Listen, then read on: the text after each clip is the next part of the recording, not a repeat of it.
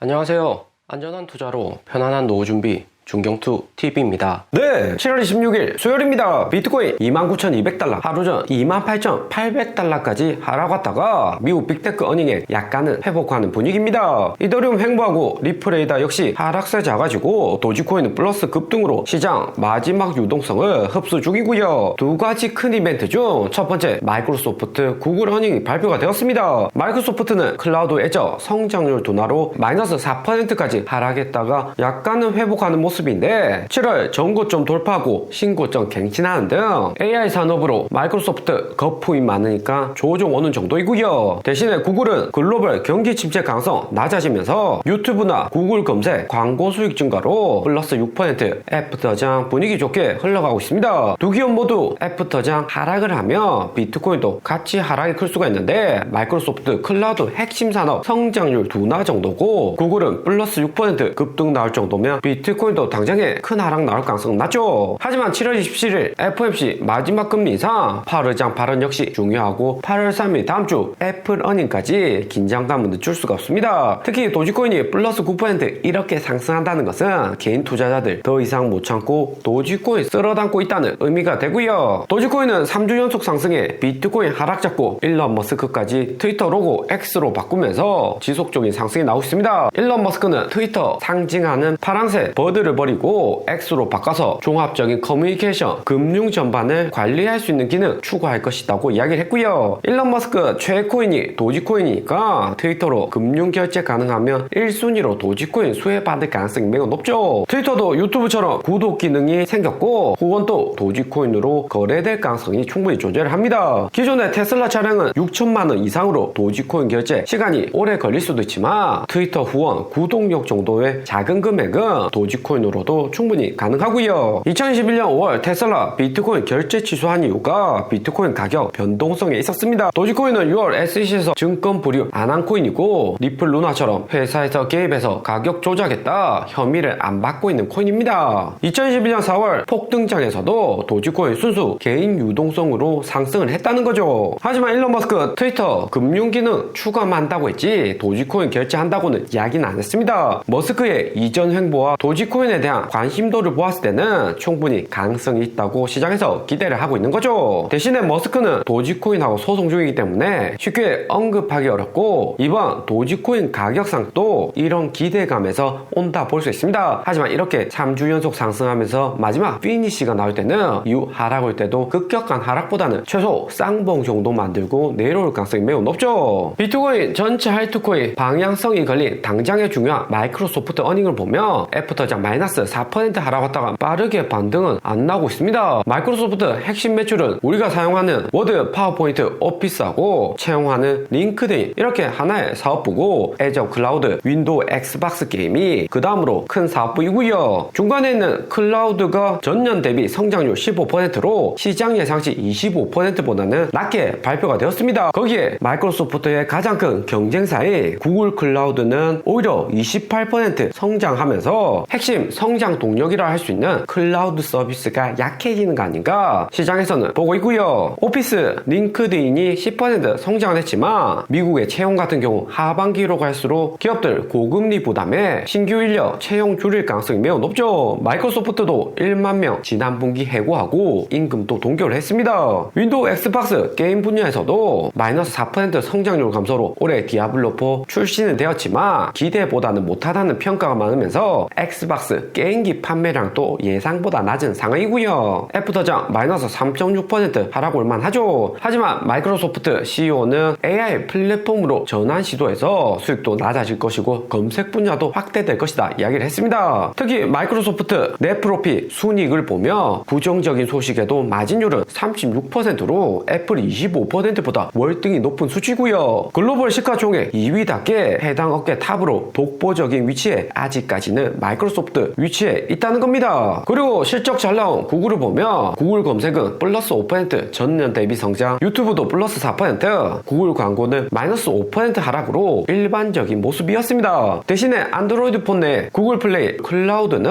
24%, 28% 고속 성장 보여주고 있고요. 마이크로소프트가 AI 산업 집중할 때 클라우드 파일을 구글이 조금씩 가져오고 있다는 거죠. 구글 클라우드 운영 수익 또한 작년 4분기까지 적자였지만 올해 1분기부터 수익 전환했고 매출도 2019년부터 꾸준히 우상향 중입니다. 마이크로소프트가 독점한 클라우드 파일을 조금씩 잠식을 하고 있는 거고요. 거기에 코로나 이후 비약적으로 성장한 영상 스트리밍 시장도 2분기 7.7빌리언 수익 내면서 넷플릭스하고 매출도 비슷해지고 있습니다. 넷플릭스는 2분기 구독자는 증가했지만 저가 구독료 서비스로 매출은 오히려 감소를 했고요. 보통 넷플릭스도 영화 감상은 하지만 유튜브로 재미있는지 리뷰를 보고 넷플릭스를 시청하는 경우가 많고 아마존 프라임, 쿠팡 플레이, 애플 TV, 디즈니 플러스 등 영상 감상 플랫폼은 증가한 상태입니다. 정말 대작 드라마나 볼만한 영상이 있을 때 넷플릭스 가입을 하는 거지 인플레이션율에 지갑 얇아진 개인들 웬만해서는 유튜브를 즐겨본다는 거고요. 또 직장인들 같은 경우 바빠서 영상 많이 보고 싶어도 뻔한 서사 몇 시간 며칠씩 앉아서 볼 시간이 없죠. 시간 많았던 2021년 4분기 코로나 이때나 넷플릭스 매출이 마지막으로 피크를 찍었습니다. 구글은 역시나 공동창업자 세르게이 브린 4년 만에 복귀한 혜택을 톡톡히 보고 있고요. 마이크로소프트로 치면 빌 게이츠 복귀한 거다 볼 수 있는데 마이크로소프트 AI 산업 발전 속도 빠르고 구글의 고유 영역이 인터넷 검색 분야도 AI 빙으로 침범을 하고 있어서 마이크로소프트 구글의 경쟁은 가속화가 되고 있습니다. 두 개의 거대 기업이 마진율 30% 넘는 섹터를 차지하려고 치열한 거죠. 이번 2분기 어닝에서는 구글이 승리를 했지만 구글도 어닝콜에서 AI 개발 집중한다 이야기를 했습니다. 다음 3분기 마이크로소프트 구글 실적 대결이 기대가 되고요. 그리고 우리 리플은 921원으로 하루 전 900원대 무너졌다가 약간은 반등이 온 상태입니다. 비트코인 초과 하락했고 리플 최고 법률 책임자 알도레티 또한 항소 가능성 배제를 안 한다면서 철저히 SEC 항소 준비하고 있는 입장이고요. 갈링하우스도 SEC 항소 나올 가능성이 높다고 7월 14일 일부 승소에도 블룸버그 인터뷰를 했었고 7월 20일 SEC도 루나코인이 리플 판례 들어서 소송 유리하게 끌고 나가는 거 막고자 리플 항소를 언급을 했습니다. SEC가 100% 항소한 것은 아닌데 아직까지는 협상을 할지 항소할지 긴장감이 팽팽한 상태이고요. 이런 상황에서도 리플 법률 책임자는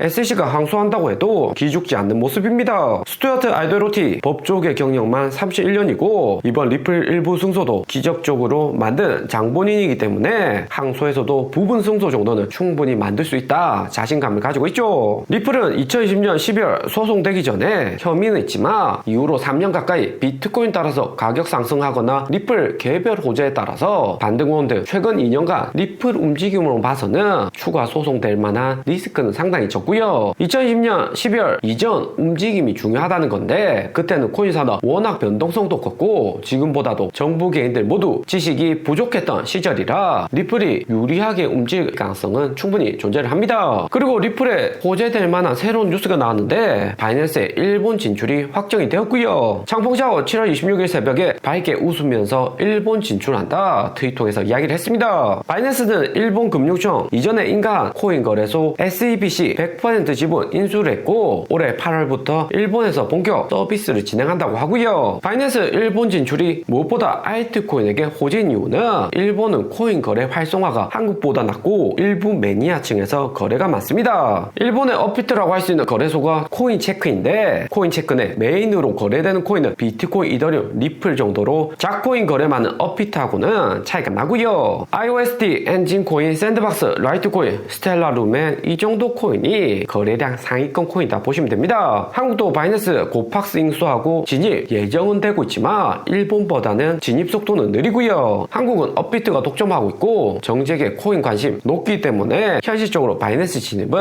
쉽지가 않습니다. 바이낸스가 한국으로 들어오면 트래블룰도 업비트보다 간략화될 가능성 커서 한국 내 코인 시장 지갑 변동이 클 수가 있죠. 바이낸스는 올해 초부터 미국에서 제재되고 미국 점유율이 50%에서 1%까지 급강을 했습니다. 때문에 미국을 제외한 선진국에서 점유율을 늘리려고 필사적인 거고요. 일본은 코인 거래소도 비트코인, 이더리움, 리플 거래량이 가장 많아서 바이낸스 리플 진출로 호재 많은 리플 이후 가격 상승에도 긍정적일 듯 합니다. 코인베이스 재상장에 일본에서도 바이낸스 통해서 리플 거래가 활성화가 된다는 거죠. 오늘의 영상은 여기까지입니다. 좀 더 디테일한 투자 정보가 필요하신 분들은 커뮤니티로도 자료가 공유되니까 멤버십 가입과 구독 부탁드립니다. 감사합니다.